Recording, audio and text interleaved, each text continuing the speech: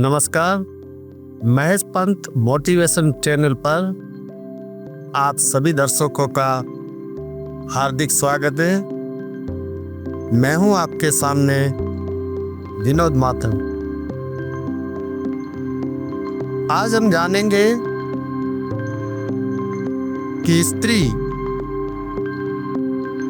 के रूप कितने होते हैं और कोई भी इंसान आगे बढ़ता है उसके पीछे कहीं न कहीं स्त्री का साथ होता है। जब हम जन्म लेते हैं तब स्त्री का पहला रूप जिसे हम माँ कहते हैं, माँ यानी जनेता। जब बालक का जन्म होने वाला होता है तब माँ को जो पीड़ा होती है, माँ को दर्द होता है, माँ के ऊपर जन्म और मृत्यु की एक बारीक लकीर होती है, उसको पार करना होता है। लेकिन फिर भी माँ अपने संतान को जन्म देती है। माँ ममता की देवी है। वो संतान को जन्म इसलिए देती है कि बड़ा होगा मुझे माँ कह के पुकारे।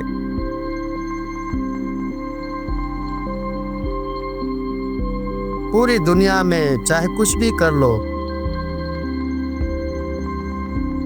कोई भी सुख सुविधाएं हो, उन्हें अपना दो, लेकिन जो माँ है, जो जनेता है, जो जननी है, उसके तुल्य कुछ नहीं। माँ अपने संतान को जन्म देती है। उसके ऊपर चाहे कितने भी दुख हो, कितने भी उसको परिश्रम करना पड़े, लेकिन अपने बालक को, अपने संतान को बड़ा करके, उसे पढ़ा कर लिखा कर अच्छी शिक्षा देके समाज में एक अच्छे ओहदे पर अपने संतान को देखना पसंद करते। जब संतान छोटा होता है, अपना पति देवलोक चला जाता है, माँ जो होती है वो सोचती है अगर मैं दूसरी शादी करूंगी, मेरे संतान का लालन पालन सही तरह से नहीं होगा। वो उस बच्चे के पीछे, उस संतान के पीछे पूरा जीवन लगा देती। यदि माँ की 4 औलाद हो और उसकी जवानी में उसका पति गुजर जाता है, सभी बच्चों को अच्छी शिक्षा, पढ़ाई लिखाई, उनकी शादियां करा के जब आर्थिक परिस्थिति में बच्चा, उसका संतान गरीब होता है, उसके साथ माँ रहती। वो सोचती है कि मेरा लड़का जब काम पे जाएगा, मेरी बहू उसके काम में हाथ बटाने के लिए जाएगी, उसके बच्चे घर पे अकेले हैं। उनका ध्यान रखने के लिए माँ जो है गरीब बच्चे के साथ रहे। लेकिन पिता जो होता है उसे एक लड़के का लालन पालन करके, उसे युवा करके उसकी शादी करना या फिर उसे पढ़ाई लिखाई करके आगे बढ़ाना, बहुत कठिन हो जाता है। ये परिश्रम सिर्फ माँ कर सकती है। तो जो जगत जननी जनेता है, पूरी दुनिया में उनके तुल्य कुछ नहीं। तो महापुरुषों ने कहा है कि स्त्री का जो रूप है उसमें पहला रूप माँ का होता है, दूसरा रूप का है बहन का। जब हम छोटे होते हैं, हमारी बहनें हमारे साथ लड़ती झगड़ती, रक्षाबंधन के पर्व पर राखी बांधती है। लेकिन जब वो शादी के लायक होती है, जो 18-20 साल तक अपने भाई अपने परिवार के साथ रहती है और शादी के समय वही घर को छोड़कर एक अजनबी के साथ रिश्ता बांधकर शादी की रस्म करके जब वही बहन जाती है, तब भाई को वो लम्हे याद आते हैं। भाई सोचता है कि छोटी छोटी बातों पर, छोटी छोटी चीजों पर हम लड़ झगड़ रहे थे, लेकिन आज वो मेरी बहन विदा हो रही। और बहन जो अपने परिवार को, अपने माँ बाप को, अपने भाई को छोड़ के जाती है, उनकी सहेलियों को छोड़ के जाती है, वो भी आंखों में आंसू लिए जब उस जगह से विदा होती है जहां उसका बसेरा होता है, वहां बस जाती है। लेकिन जब भाई के बारे में सोचती है, उसे लगता है कि मेरा भाई दुखी होगा, गरीब होगा, कोई इस पर आफत ना आए, उसके लिए दुआएं करती है। जब कभी कोई छोटी मोटी बातें याद आती है, जब भाई से मिलने आती है, कुछ न कुछ सौगात लेके आती है। ये भाई और बहन का रिश्ता, इनका प्रेम बहुत ही निराला है। कच्चे धागे में पक्का बंधन, जिसे हम रक्षा बंधन कहते हैं। कहीं पर भी बहन अकेली होगी, सोचेगी कि मेरा भाई क्या कर रहा होगा, उसे कुछ दुख तो नहीं होगा ना। तो इसी तरह दूसरा रूप स्त्री का बहन है, तीसरा रूप स्त्री का पत्नी का रूप है। जैसे मैंने आगे भी कहा कि एक अजनबी इंसान जिससे रिश्ता माँ बाप तय करते हैं, शास्त्रों के मुताबिक उनकी शादी होती है। वो स्त्री को शादी करके जब घर लेके आते हैं, तब सिर्फ और सिर्फ उसका पति होता है, वही उसको जानता है। नई नवेली दुल्हनें जो आती हैं, वो आते ही 10 दिन में या 15 दिन में घर गृहस्थी में कामयाब नहीं होती, क्योंकि जहां पर वो पली बड़ी है, जहां का शिक्षण, जहां का व्यवहार, जहां का वर्तन अलग होता है, और जहां वो शादी करके आती है उसके व्यवहार वर्तन अलग होते हैं। आपको ऐसा लगेगा कि हम जैसा कहते हैं जैसा ये क्यों नहीं करती, लेकिन एक माहौल में जीना और दूसरे माहौल में आकर जीना, ये दो अलग बातें हैं। तो पत्नी अपने पति को दुख हो, सुख हो, कोई मुश्किलें, कोई भी तकलीफें हो, उनमें साथ सहकार देती है और अपने पति के कंधे से कंधा मिलाकर उन्हें कहती है कि आप परेशान मत हो, आज तंग दिली है तो क्या हुआ, आगे अच्छे दिन भी आएंगे। तो नारी नारायणी का रूप है। स्त्री घर को स्वर्ग बनाती है, अच्छे काम करती है, पति को परमेश्वर की तरह पूजती है। अपने ससुराल में सास और ससुर को माँ और पिताजी के समान सेवा करती है, छोटे देवर को भाई के समान रखती है और नंद को बहन के समान रखती है। वो स्त्री को नारायणी कहा गया है। वो स्त्री घर को स्वर्ग बना देती है। और कई स्त्रियां जो पति की बात नहीं मानती है,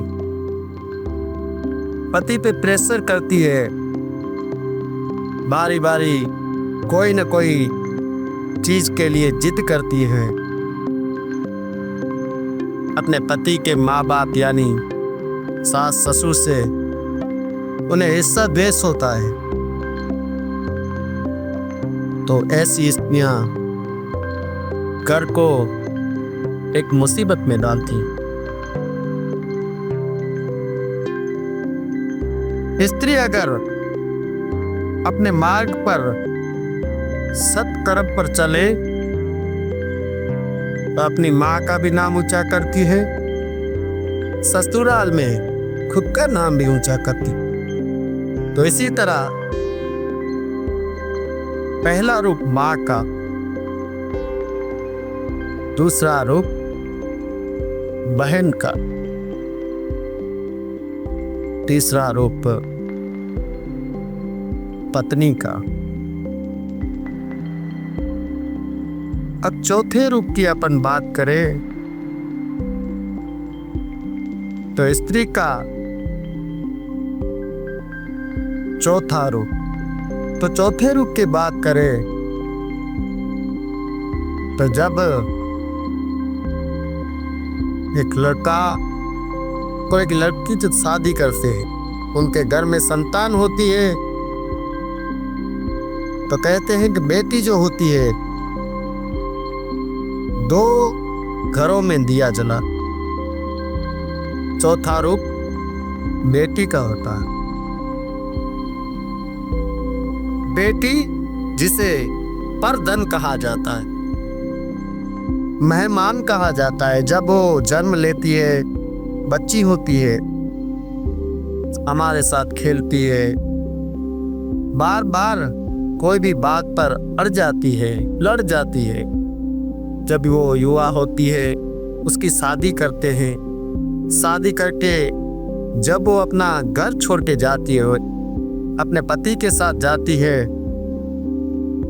तब उस जमीन पर जहाँ पर वो खेलकर बड़ी हुई है, वो जमीन रोती है, उसकी सहेलियां होती है, वो सहेलियां दूर से उसे देखती है और उन्हें दर्द होता है। हमारी सखी, हमारी सहेली आज एक पल में पराई हो गई। जो माँ बाप याद करते हैं कि इसे हमने लाड प्यार से पाला, इसे उम्र लायक किया, आज वो अपने घर जाकर माँ रोती है, सहेलियां रोती है, बुजुर्ग रोते हैं, लेकिन पिता जो होता है एक कोने में खड़ा रहकर अपने दुख को, अपने दर्द को छाती में दबाए हुए अपनी बेटी की तरफ देखता है। और जब बेटी मुड़कर पिताजी की तरफ देखती है, पिताजी पर फूट फूट कर रोने लगते। ये वेदना सहने के लिए परमात्मा अलग जो इन्हें सब्र देता है। शादी करके बेटियां जाती हैं, वहां अपना परिवार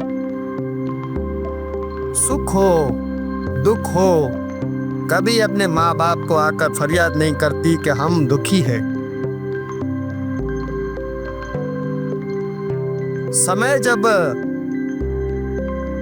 बीतता चला जाता है, जब वही बेटी वहां पर जहां इसको ब्याया गया है, अपने बच्चे, अपने संतान, अपने पति, अपने सास ससुर सभी के साथ मिलकर अपना जीवन आगे बढ़ाती रहती है, और अचानक समाचार आते हैं कि आपके पिता का अवसान हो गया है। सब काम काज छोड़कर वही बेटी जब आती है, फूट फूट कर रोने लगती और कहती है कि अब तो जो मेरे पिताजी थे वो तो देवांगत हो गए, अब मैं किसके सहारे यहाँ पर आऊं। तो जो वेदना माँ और बाप के देवांगत होने पर बेटियों को होता है, वो बेटों को कम होता है। तो चौथा रूप स्त्री का बेटी है। और पांचवें रूप की बात करें तो जब हमारा पुत्र बड़ा होता है, युवा होता है, उसकी हम शादी करके अपने घर में बहू लेके आते हैं, पांचवा रूप बहू का होता है।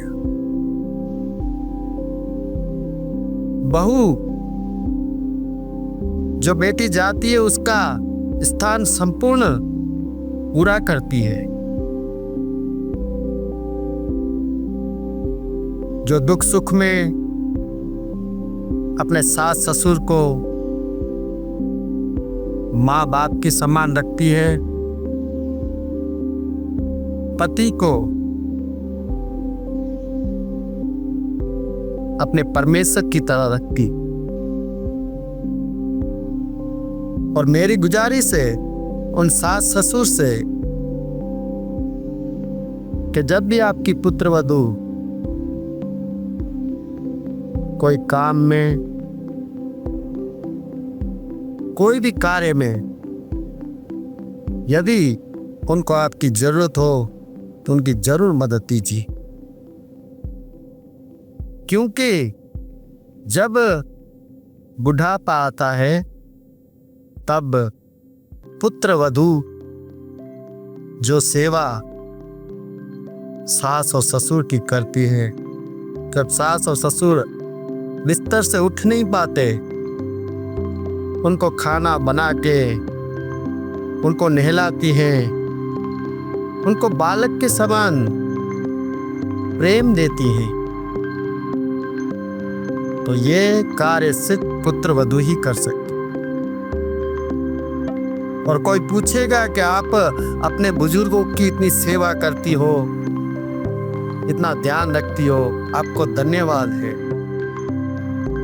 तब वही पुत्र वधू कहेंगी कि जब मैं शादी करके आई थी मुझे कुछ आता जाता नहीं था। मेरी सासू माँ और मेरे ससुर जी ने कभी माँ बाप की कमी महसूस नहीं होने मुझे ऐसा प्यार, ऐसा दुलार दिया है। तो आज मेरा फर्ज बनता है, आज वो बिस्तर से उठ नहीं सकते हैं तो मैं उनकी सेवा कर। ये 5 रूप स्त्री के होते हैं।